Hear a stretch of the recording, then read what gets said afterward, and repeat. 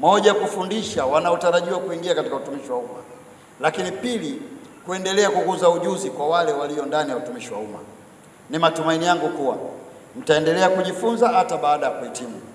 Dunia ya leo inahitaji kujifunza maisha yote. Kwa lugha ya Kiingereza tunasema lifelong learning, ili kuendelea kuwa na uwezo wa kukidhi mahitaji yanayobadilika kila uchao. Na wasii mjiepushe na vitendo vyote vinavyoweza kuharibu taswira yenu na ya utumishi wa umma. Tabia kama za rushwa, uzembe, ubaguzi, matumizi mabaya ya madaraka na kutowajibika ni moja kati ya vitendo hivyo. Badala yake, mwende mkawe mfano wa kuigwa katika weledi, uwajibikaji, uadilifu na kujituma kazini. Sambamba na elimu, muendelee kutunza afya zenu, kwamba duniani huku yako magonjwa yanayoambukizika na yako magonjwa yasiyoambukizika.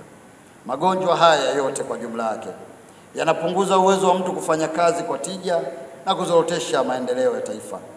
Fanyeni mazoezi mara kwa mara, zingatieni lishe bora, epukeni matumizi mabaya ya vilevi na mambo yanayoleta msongo wa mawazo. Na kwa kufanya hivyo, mtakuwa watumishi wa umma wenye nguvu, tija, weledi, mnaotekeleza majukumu yenu kwa ufanisi, na kwa kuwa na mwisho mtakuwa tegemeo la familia na taifa kwa jumla yake. Kuna mshiko mdogo wa waajiri katika kuleta watumishi wapya, hasa wapya kwa mafunzo.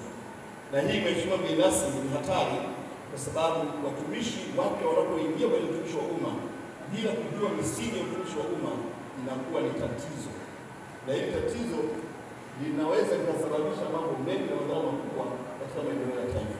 Tunatamani sana msisitizo kwenye hili tuweze kuona kama tunaweza tukasaidia taifa kupitia kutoa mafunzo na kutengeneza vizuri hii rasilimali watu ambao kimsingi ndio rasilimali muhimu katika maendeleo ya nchi yoyote.